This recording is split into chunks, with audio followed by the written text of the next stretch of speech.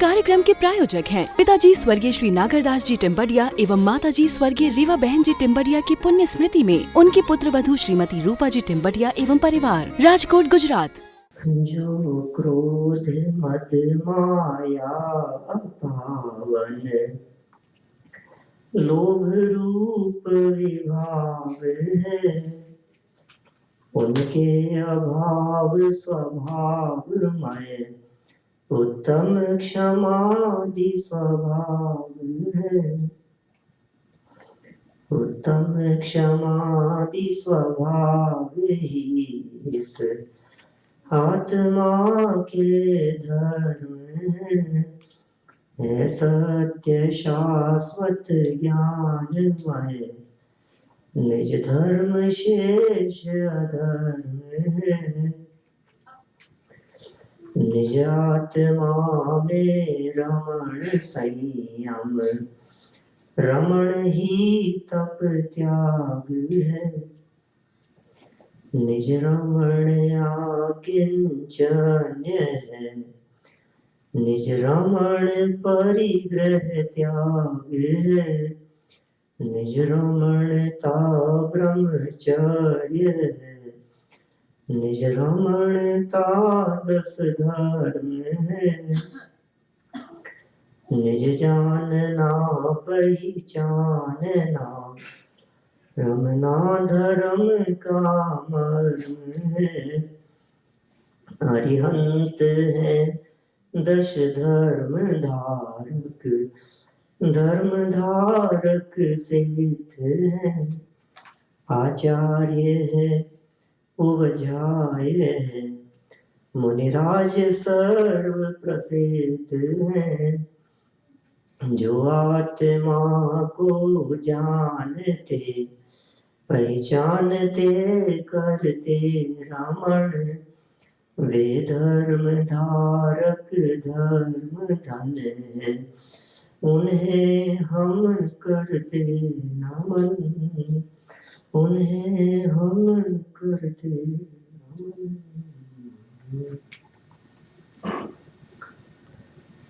10 अक्षण महापर्व का यह परम मांगलिक प्रसंग है।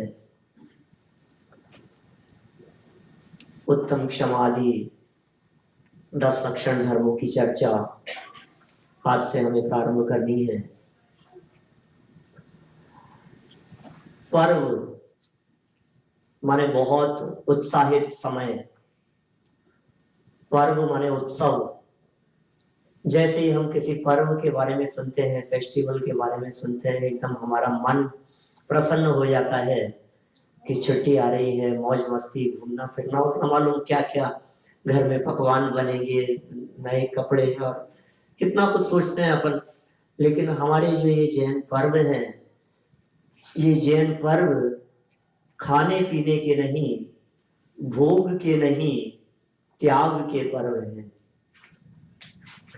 इन 10 अक्षण धर्मों को खा पी के नहीं मनाते हम, अपितु त्याग करके और संयम से मनाते हैं। ये कैसे पर्व हैं?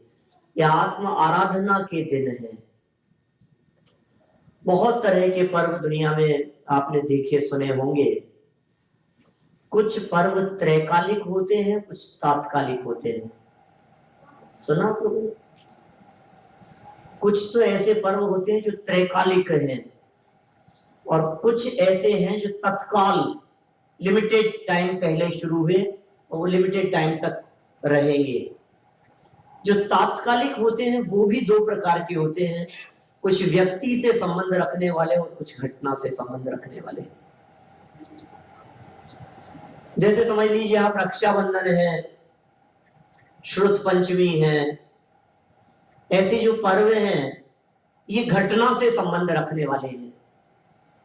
जैसे महावीर जयंती है, रामनवमी है, दीपावली है, ये व्यक्ति से संबंध रखने वाले हैं। लेकिन कोई पर्व व्यक्ति से संबंध रखने वाला हो या घटना से संबंध रखने वाला हो, निश्चित तौर पर अनादि नहीं हो सकता, क्योंकि उस व्यक्ति के पहले नहीं होगा वो पर्व उस घटना के पहले नहीं हो सकता है। स्वतंत्रता दिवस, तो जिस दिन देश आजाद हुआ 4 जुलाई, 4 जुलाई है ना यहाँ का, तो 4 जुलाई को यूएस अमेरिका आजाद हुआ। तो जिस सन में आजाद हुआ था उसके पहले तो वो पर्व नहीं मनाया जा सकता था। ऐसी कोई घटना घटित हुई, मान लीजिए रक्षाबंधन, 700 मुनिराजों की रक्षा हुई, तो उसके पहले भी मनाते थे क्या वो पर्व? उसके पहले कैसे मनाया जाएगा? ये 10 लक्षण पर्व तात्कालिक पर्व नहीं है, क्योंकि ये 10 लक्षण पर्व किसी व्यक्ति से संबंध रखने वाला नहीं है, किसी घटना से संबंध रखने वाला नहीं है। ये 10 लक्षण पर्व जीव के भावों से संबंध रखने वाले हैं, इसलिए ये शाश्वत पर्व है। ये विकारी भावों का त्याग और निर्बल पर्यायों की उत्पत्ति, उससे संबंध है। ये जीव के पवित्र भावों से संबंध है, अपनी आत्मा की पवित्रता से ये संबंध रखने वाले हैं। ये किसी एक व्यक्ति के लिए नहीं है, क्योंकि क्रोध, मान, माया, लोभ, इस तरह के विकार ये सिर्फ जैनियों को ही परेशान करते हो ऐसा नहीं है।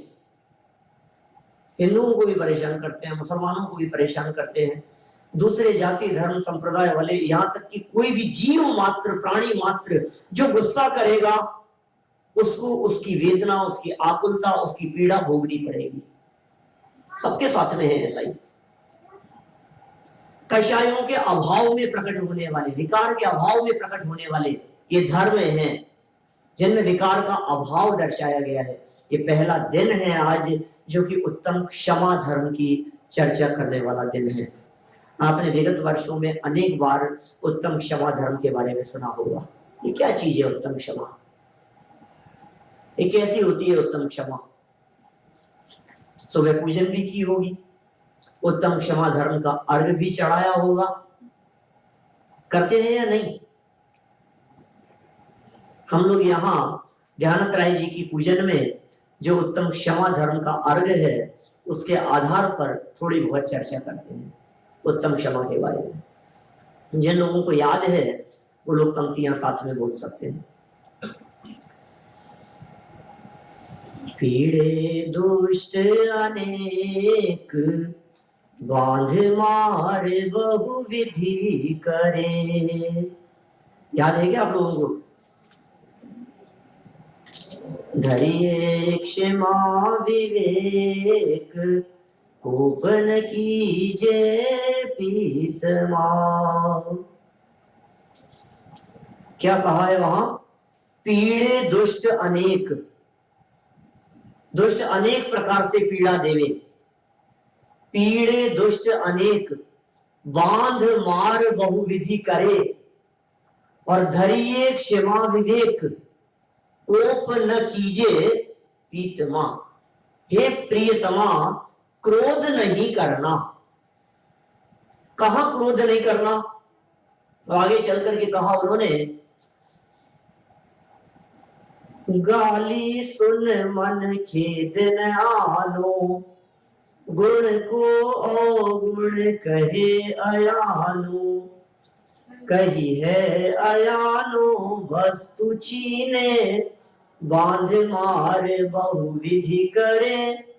घर ते निकारे तन विदारे, वैर जो न तहां धरे। क्या कहा उन्होंने?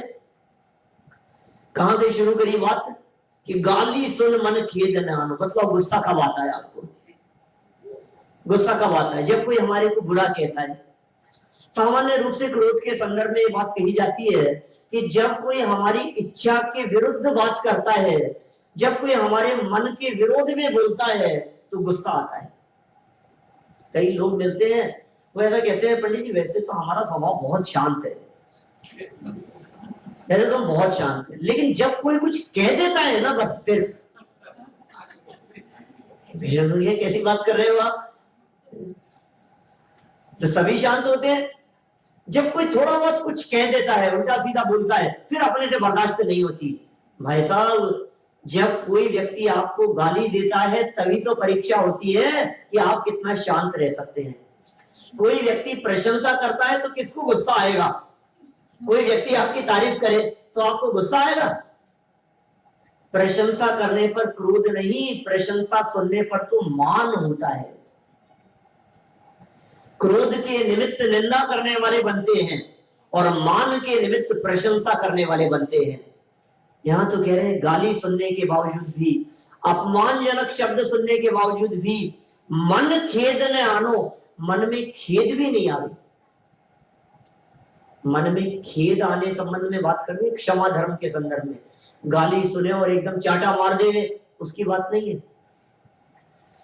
गाली सुन करके चांटा मार देने वाला काया की विकृति वाला है।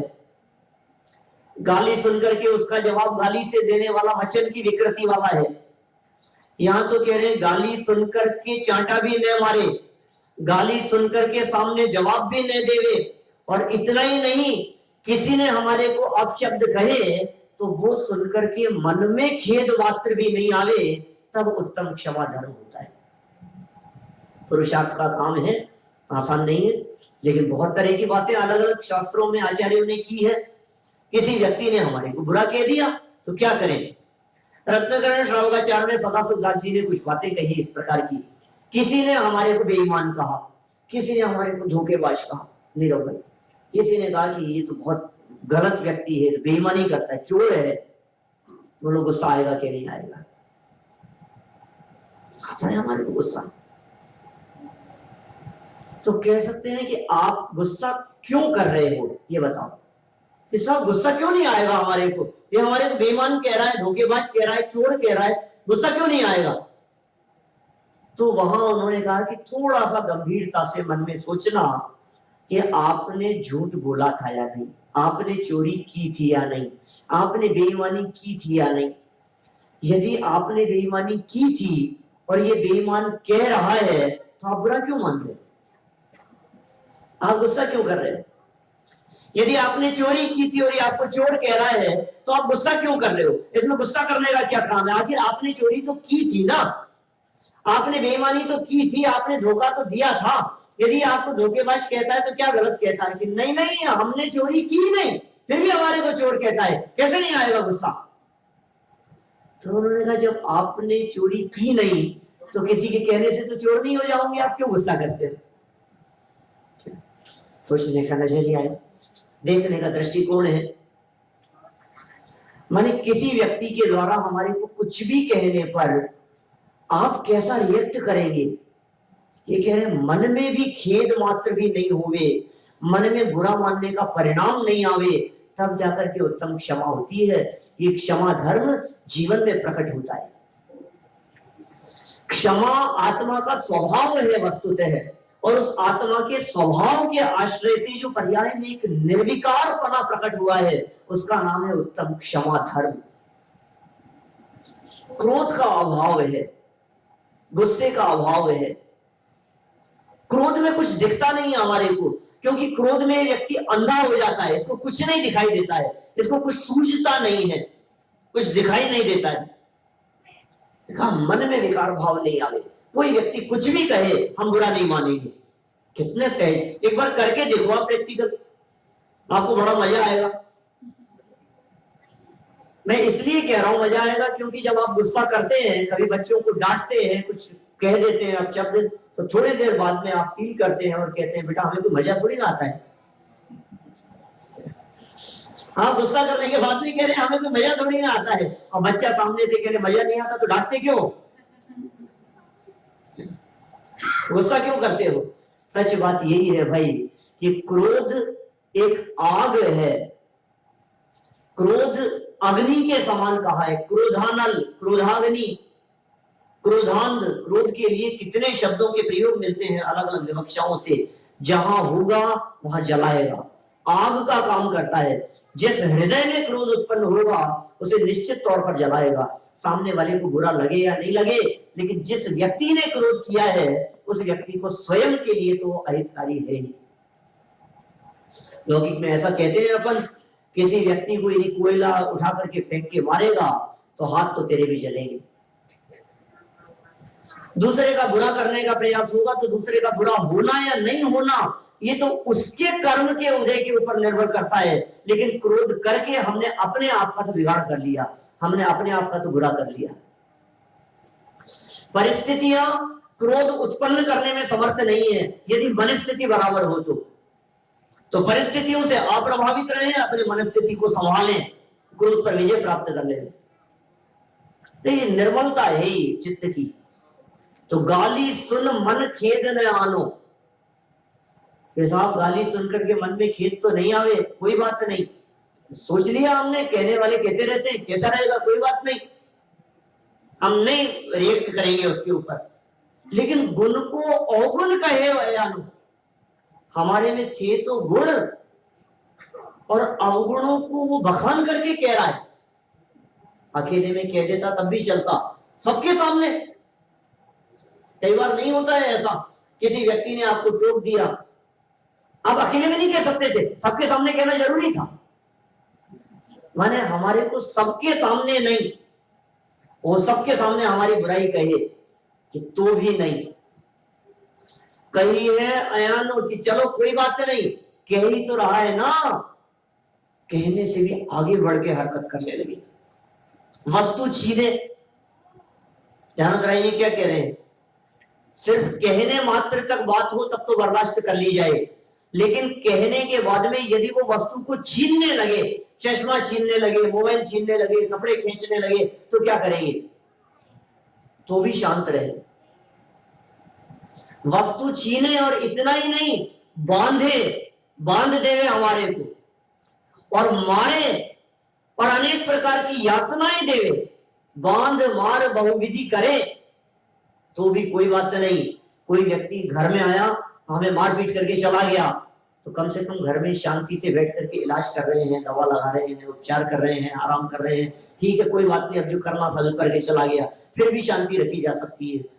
घर से निकाले, अब घर से निकाल देंगे मारपीट के, अब बोलो अब कि कोई बात नहीं साहब, घर से निकाल दिया तो क्या हुआ, जान है तो जहान है, और कमा लेंगे, कोई बात नहीं, घर से ही तो निकाला है ना, निकाल दो घर से। कई बार बनती है ऐसी परिस्थितियां कि घर से निकाल देते हैं तो कोई बात नहीं, पांडवों को भी निकाल दिया था, हमें बस 5 गांव दे दो,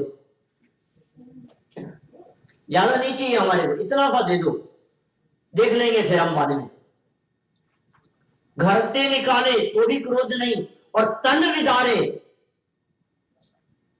फिर क्या करोगे बोलो? पहले मारा पीटा था, घर में छोड़ दिया तब तक तो ठीक है, इतना ही नहीं, घर से निकाल दिया कि तब भी ठीक है, और हाथ पांव तोड़ करके घर के बाहर छोड़ दिया, अब क्या करें बोलो? वैर जो न तहां धरे, क्रोध की बात नहीं कर रहे, वैर की बात कर रहे, ध्यान रखिए। क्या फर्क है क्रोध में और वैर में? तत्काल रिएक्ट करे वो क्रोध, और तत्काल रिएक्ट नहीं करके योजनाबद्ध तरीके से विनाश करे, उसका नाम वैर। वैर बांध लिया, गांठ बांध करके रख ली, कई बार ऐसा होता है, मौका नहीं होता। इसका मतलब ये नहीं है कि उसने क्षमा कर दिया है, मौका नहीं है, अवसर नहीं है। कभी कभी ऐसा होता है सामने वालों के ऊपर इतना तेज गुस्सा आ रहा होता है, लेकिन देखते हैं टाइम सही नहीं है, ऊपर से तो मुस्कुराते हुए दिखाई दे रहे हैं, लेकिन मन में सोच रहे हैं कि आने दो, मौका देखेंगे, इसको भी देखेंगे, देख लेंगे। ये क्या चीज है? ये भी क्रोध का ही एक प्रकार है, ये बैर है। ये ऊपर से क्रोध करते हुए नहीं दिखाई दे रहे और अंदर में क्रोध भरा हुआ हो, अंदर में मायाचारी हो, अंदर में छल हो, अंदर से क्रोध हो। कभी कभी ऐसा होता है ऊपर से क्रोध दिखाई देता है, अंदर में बिल्कुल नहीं है। कभी ऐसा होता है अंदर में क्रोध होता है, ऊपर से नहीं दिखाई देता है। कई तरह के क्षमा के स्वरूप बनते हैं, अलग अलग प्रकार के। कभी ऊपर से क्षमा होती हुई दिखाई देती है, कभी अंदर से क्षमा होती हुई दिखाई देती है। ये कैसी क्षमा की चर्चा होनी चाहिए, किस प्रकार से क्षमा धर्म अपने जीवन में धारण किया जाए। मायाचारी करने वाले, छल करने वाले, कभी ऐसा होता है निर्बलों द्वारा बलवानों को क्षमा कर दिया जाता है कि ठीक है कोई बात नहीं। उनको लगता है कि इसके साथ इसका क्या बिगाड़ लेंगे अपन गुस्सा करके, अपना ही नुकसान होगा, तो इसलिए वो कहता है चल तुझे माफ किया। उसे माफ करना थोड़ी ना कहते, उसे क्षमा थोड़ी ना कहते हैं हम। कभी मौका ऐसा था कि जिस वजह से हमें लगा कि नहीं नहीं अभी नहीं, ऊपर से बिल्कुल शांत। कभी कभी ऐसा होता है कि ऊपर से बहुत गुस्सा करते हुए दिखाई दे रहे हैं और अंदर में बिल्कुल गुस्सा नहीं है। जैसे एक माँ अपने बच्चे को गुस्सा करती हुई डांटती है, कभी कभी तो ऐसा कहती है कि चुपचाप बैठे रहना, यहाँ होमवर्क पूरा होने के पहले उठा तो टांगे तोड़ दूंगी। अब बोलो आप, इतना गुस्से में बोल रहे हैं और बच्चे को ऐसा लगता है जैसे सच में कितना गुस्सा है। अरे वो गुस्सा नहीं है, हृदय में झांक करके देखो तो वहां क्रोध नहीं है, वहां तो प्रेम है। वही बच्चा जिसको बहुत तेज डांट रही है माँ, और उसी डांट के काल में प्रैक्टिकली यदि वो देखने की कोशिश करे और नाटक करता हुआ भी बेहोश होकर के गिरे, तो भाई साहब धड़कन नहीं रुके माँ की, क्योंकि हृदय में बहुत स्नेह है उस बालक के प्रति। अंदर में स्नेह, ऊपर से क्रोध। कभी कभी ऊपर से स्नेह प्रदर्शन और अंदर में क्रोध। महाभारत का वो प्रसंग याद आता है जिसमें कौरवों और पांडवों का वो युद्ध समाप्त हो गया और कौरव तो बचे नहीं थे, सिर्फ 5 पांडव बचे थे। और धृतराष्ट्र ने उन 5 पांडवों को बुलाया अपने गले लगाने के लिए। कितना ऊपर से प्रेम प्रदर्शन कर रहा था, लेकिन अंदर में भीम के प्रति अत्यंत क्रोध का परिणाम था। श्री कृष्ण पहचान गए, उन्होंने भीम को आगे नहीं करके एक प्रतिमा बना करके और उसके सामने आगे कर दी, और उसने जैसे ही गले लगाया और चूर चूर कर दिया उसको। अंदर में क्रोध का परिणाम था बहुत ज्यादा, और बाहर में क्षमा दिखाई दे रही थी। ये मायाचारी का परिणाम है। ऊपर से प्रदर्शन कुछ हो रहा है, अंदर में और कुछ है। यहां जिस क्षमा धर्म की हम चर्चा कर रहे हैं, ये क्षमा धर्म तो अंदर से बदलने का नाम है, बाहर से नहीं। ऊपर से कठोर भले ही दिखाई देवे, लेकिन अंदर से बहुत सॉफ्ट, सरलता है जीवन में, क्योंकि ये चारित्र गुण की निर्मल पर्याय का नाम है ये क्षमा। क्रोध नाम का जो विकार उत्पन्न होता है, ये विनाश तक ले जाता है। शोडरमन जी ने मोक्ष मार्ग प्रकाशक में जाकर के चर्चा की, इस प्रकार की कई तरह की बातें उठाई। क्रोध के विकार के संदर्भ में आत्महत्या करके मर जाता है व्यक्ति। एक व्यक्ति ने जहर खा लिया और जहर खा करके मर गया। वो किससे मरा राजन जी? वैसा जहर से। सही बात, आप ये कहेंगे जहर से मरा है, लेकिन आगम ये कहता है कि जहर से नहीं मरा, वो क्रोध से मरा है, वो गुस्से से मरा है। क्रोध इतना तीव्र था उसका कि उसने आत्महत्या कर ली। फॉरेंसिक लैब में ले जाओ उसको, क्या रिपोर्ट आएगी? कैसे मरा है ये व्यक्ति? जहर से मरा है। और जिनागम में यहां शास्त्र में आकर के देखो कि ये व्यक्ति किससे मरा है। दुनिया में बाहर से देखोगे तो आपको यही दिखाई देगा कि जहर से मरा है, लेकिन सच्चाई ये है कि जहर के पीछे भी कोई एक और जहर था, उससे भी खतरनाक। उसका नाम था क्रोध। तो कषायों की पीड़ा बर्दाश्त नहीं होती, ये व्यक्ति आत्महत्या करके भी सुखी होना चाहता है, मर के भी सुखी होना चाहता है, लेकिन आत्महत्या ये सुखी होने का उपाय नहीं है। आत्महत्या सुख का मार्ग नहीं है। सुखी होने के लिए आत्महत्या नहीं, आत्म आराधना करनी होगी। आराधना का मार्ग सुख का मार्ग है, हत्या का मार्ग सुख का मार्ग नहीं है। लेकिन कुछ दिखाई नहीं देता है, विवेक को खा जाता है क्रोध। दूसरों की गलती दिखाई देने लगती है, इसको अपनी गलती नहीं दिखती। हमेशा ऐसे लगता है कि बस इसकी गलती है, इसकी गलती है, इसने ऐसा किया है। हमेशा दूसरों की तरफ ही देखता है, अपनी तरफ तो देखता ही नहीं। इसलिए अंध कहा जाता है, क्रोधांध, अंधा है ये क्रोध। एक व्यक्ति घर में इधर से उधर जा रहा था और कांच का एक गिलास बीच में रखा हुआ था और पैर की लग गई ठोकर और गिलास टूट गया। एकदम गुस्सा आ गया उसको, किसने रखा था यहाँ गिलास बीच में? ये कोई रखने की जगह है? गुस्सा करता है। इस कार्यक्रम के प्रायोजक हैं पिताजी स्वर्गीय श्री नागरदास जी टिम्बडिया एवं माताजी स्वर्गीय रीवा बहन जी टिम्बडिया की पुण्य स्मृति में उनकी पुत्र वधू श्रीमती रूपा जी टिम्बडिया एवं परिवार, राजकोट, गुजरात।